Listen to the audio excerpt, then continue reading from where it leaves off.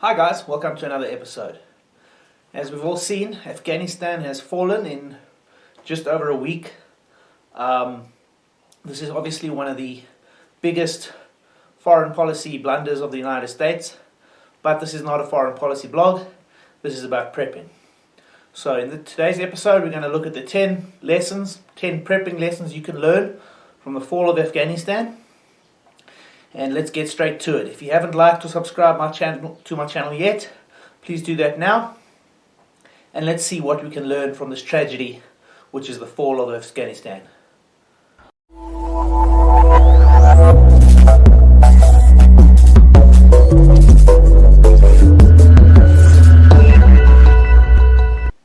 Okay guys, so Afghanistan has fallen. Lesson number 1, don't rely on the state to protect you. The Afghan army collapsed basically without a fight, especially if you consider this latest offensive. They were fighting before then, but once they knew that the Americans weren't going to pay them anymore, they just simply handed in their weapons to the Taliban. So on paper, an army can look really formidable. It has all these weapons, and this weapon is better than that weapon. But if the soldiers are not prepared to use those weapons, then it doesn't mean anything, and a group with some AKs or even machetes or anything like that, if there's no one to fight them, then they're going to impose their will upon everyone else. So don't rely on the state to protect you. We saw this with our own riots recently with the Zuma unrest. It was just on such a large scale that the police were overwhelmed, and some of them may have been under orders to not intervene. And people expect a strong response from the state in anytime their rights are threatened. But very often the state isn't there to protect you. And in Afghanistan, the state collapsed within a week. So do not rely on the state, especially in your mindset, to protect you. Especially what we saw in Afghanistan, the Taliban had made deals with the senior leaders in the army, your generals and your governors. And even if the soldier, the privates wanted to fight, their generals just simply ordered them to hand over their weapons. This kind of thing can happen in your country. You don't know on which side of the political divide you may find yourself, and you may think, okay, I don't need to prepare, the army will protect me, the police will protect my rights, but within a day or two, the police can just switch sides, and you're on your own. So in this case, you need to have something like a organization that's been built from the ground up. The best example I can think of, although it's not a perfect example, is Lebanon, where they have a resistance, which is basically the Hezbollah party. Now, I don't support Hezbollah or its aims, but the fact that they can fight independently of the state, if the Lebanese state capitulated, the Lebanese resistance, Hezbollah, could continue fighting against their enemies because they have their own organization. On the ground up, from the village level upwards, they have an organization, and they can fight independently of the state. And you need to think, guys, how can I protect myself? How can I survive when the state just goes away? And on that note, guys, the second lesson is you can't trust top-down structures.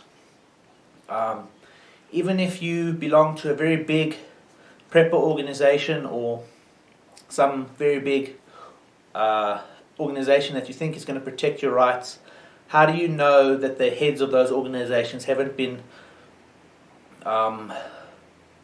captured, or they haven't made a deal with your enemies that they will be able to flee with their families and you guys have to surrender, and like what happened in Iraq, where the officers sold out their troops and the troops were then executed by ISIS.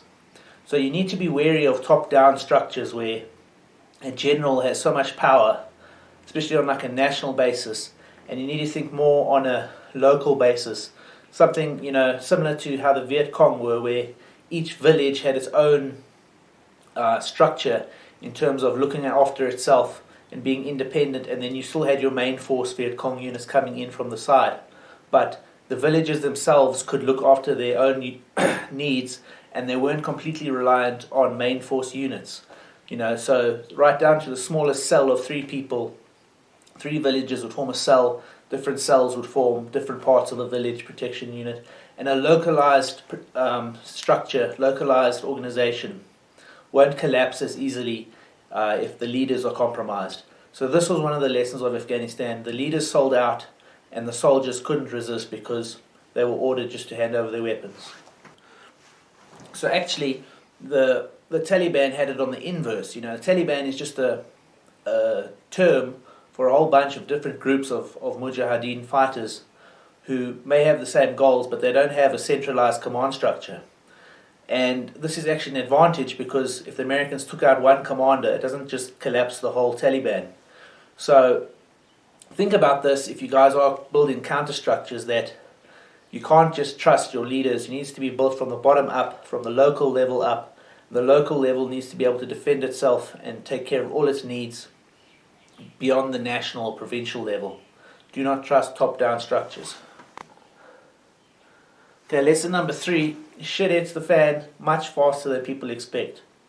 The Taliban captured one city a week before the fall of Kabul, and that was the first city they had captured. They hadn't captured any cities. They were a rural organization. And within a week they had captured the whole country and the capital. Nobody expected it to happen that quickly. Not even the Taliban themselves. None of the generals, none of the military staff, none of the planners, the think tanks. It happened so much faster than anyone could think. It even happened faster than the press could cover it. You would read about the fall of Kandahar and then Kabul had already been taken, or one of those other cities. I can't remember. It was the second city that fell. The newspapers were still writing about it and saying Kabul is now surrounded, and Kabul had already basically fallen. It happened so fast, even Twitter couldn't keep up with what was happening. So if the state is not going to resist, guys, basically, and you have like a Taliban organization or an organization, non-state actor that wants to take over, they can take over as fast as a WhatsApp can travel, because they can just WhatsApp their sleeper cell units in the capital and say, start putting up our flags, go to the policemen and tell them to hand over their weapons. And before the main forces even move, before the battle lines and the big units can even get into the city, the sleeper cells just activate and take over the city, put up their flags, and no one's resisting. So something can happen as fast as word can travel on a WhatsApp, which is instantaneous. So be aware, guys, this is a lesson to learn. Shit happens really quickly.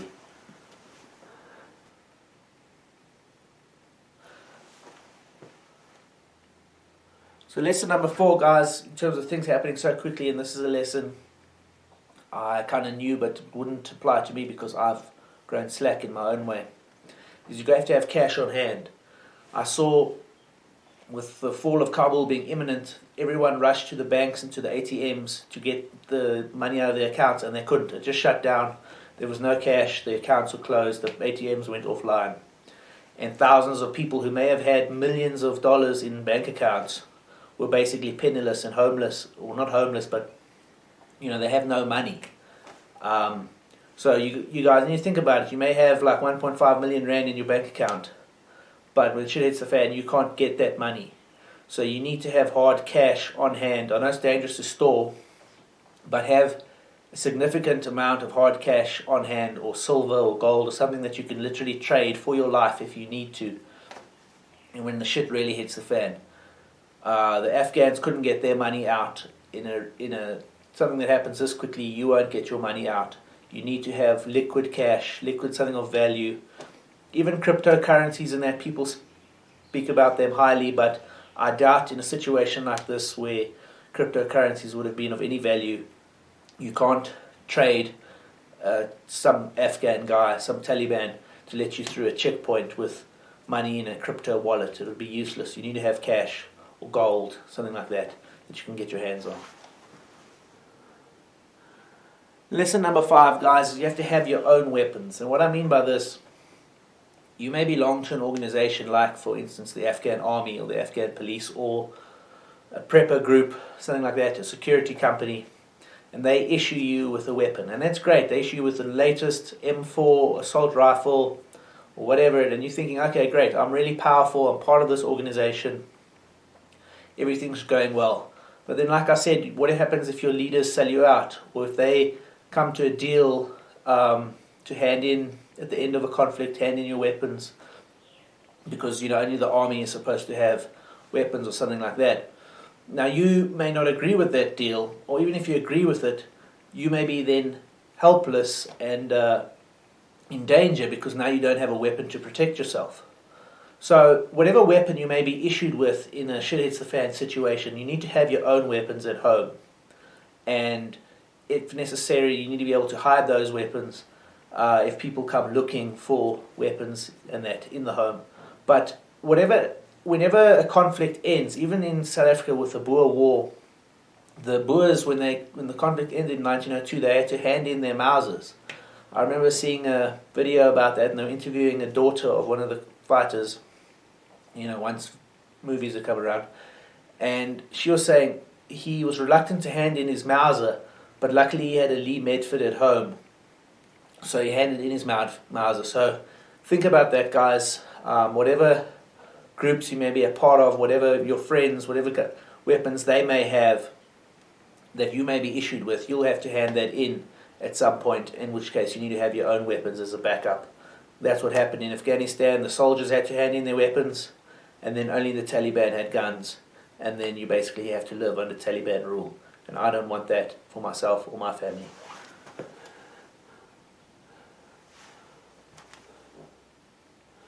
Lesson number 6, guys, is something called going on the lam. This is a bit of a strange concept, I know, or sounding term.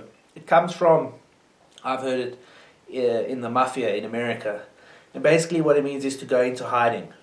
So in prepping, there's basically always two schools of thought, bunkering in or bugging out. But what I've seen with the situation in Afghanistan is if the whole country collapses so quickly, you may not be able to either bug out because all the roads are blocked and the whole country is basically captured, so you won't be able to move to your safe place or get out to where you want to bug out to.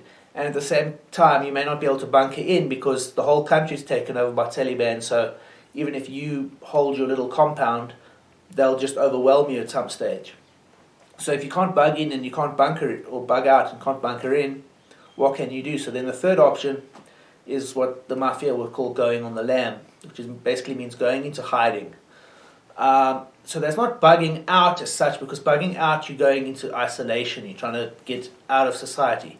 This is like if you're a mafia member, they won't stay at their own homes. They'll be sort of in a war situation. They'll be sleeping on mattresses at different friends' houses, or they'll have safe houses in different apartments and that. But they'll still be on the street, still be collecting money in that.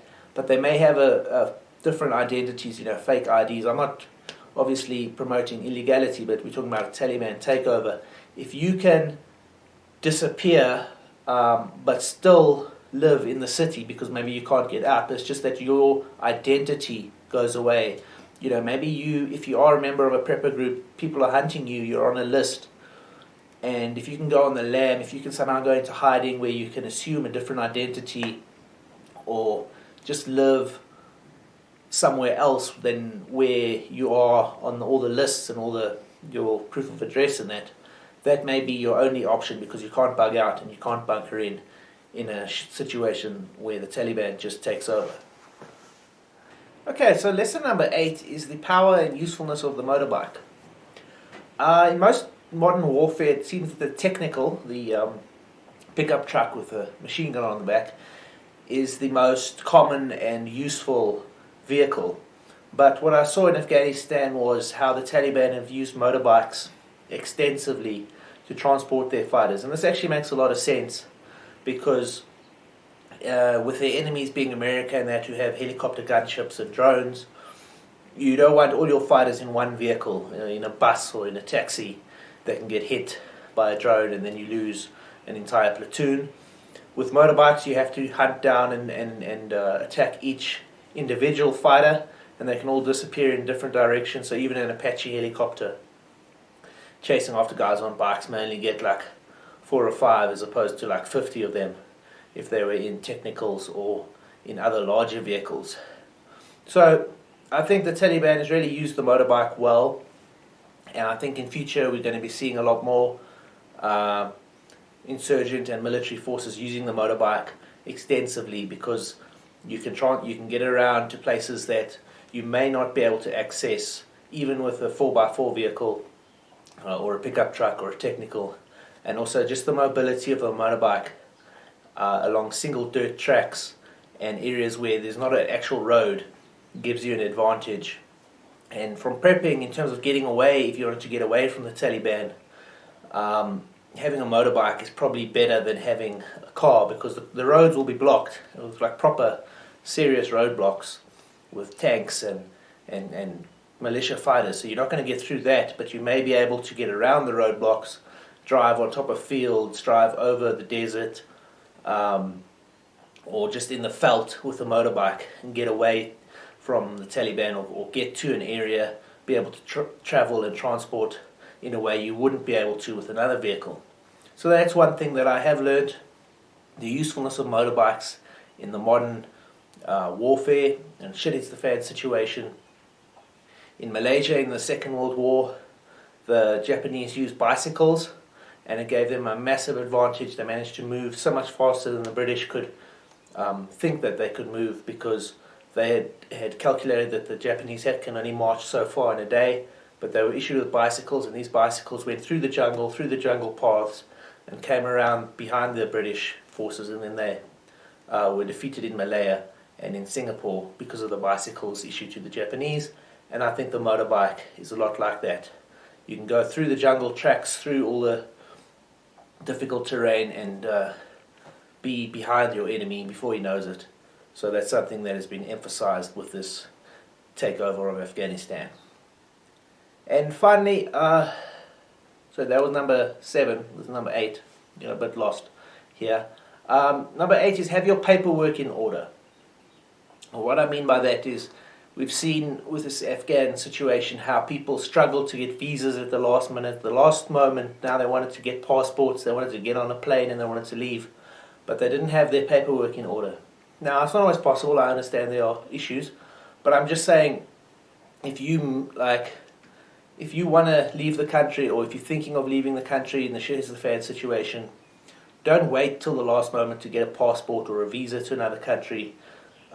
Anything, even with a gun license, if you're planning on getting a gun but it's just a lot of paperwork, fill out the paperwork, get your paperwork in, sort your paperwork out, no matter if it's in terms of getting to another country, refugee status, firearms licenses, anything, any paperwork that's outstanding, just get it done now, because when the shit hits the fan, you won't be able to get it done, and it could be the difference between life and death is not having a piece of paper. So lesson number 9 is the power and value of aircraft. When Kabul had fallen and the Taliban had taken over the whole country, no one could get out. You couldn't get to the borders via land. The only way out was at the Kabul airport.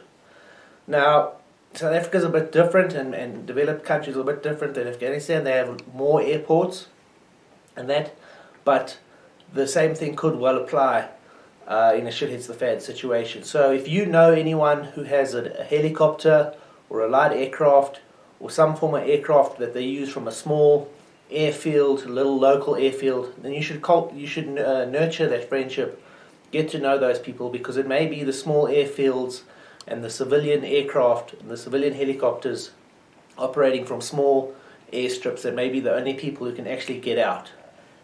So if you have any connections to these people, I know in our areas we have a lot of helicopters and light aircraft flying over. I want to find out where these airfields are and just find out a little bit more. I'm not in a position to buy an aircraft, but we've all seen that sometimes an aircraft is literally the only way out. Like whether it was helicopters evacuating people in Saigon, or now in Kabul, or just light aircraft flying over the border. Sometimes, guys, if you can get onto an aircraft, or if you know someone with an aircraft, it can be the difference between life and death. And finally, number 10, the lesson that we've learned from the fall of Afghanistan is that no one is coming to save you. Afghan women and Afghan politicians, soldiers, everyone, many people have made heart-wrenching videos about the fall to the Taliban on Twitter, but no one is coming to save them. It's up to the Afghan people to decide their future. And the same thing can apply in South Africa or another country.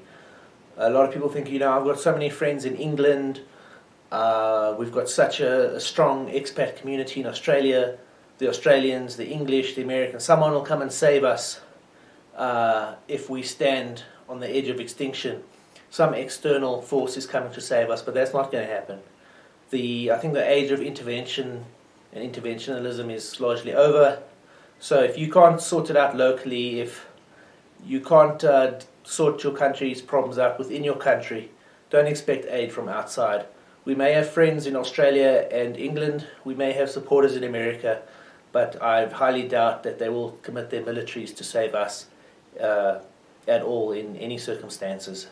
So guys, this is quite a big event with the fall of Afghanistan. Try and learn these lessons, apply these lessons, and if you haven't liked or subscribed to my channel, please do that. I'll see you on the next one. Goodbye.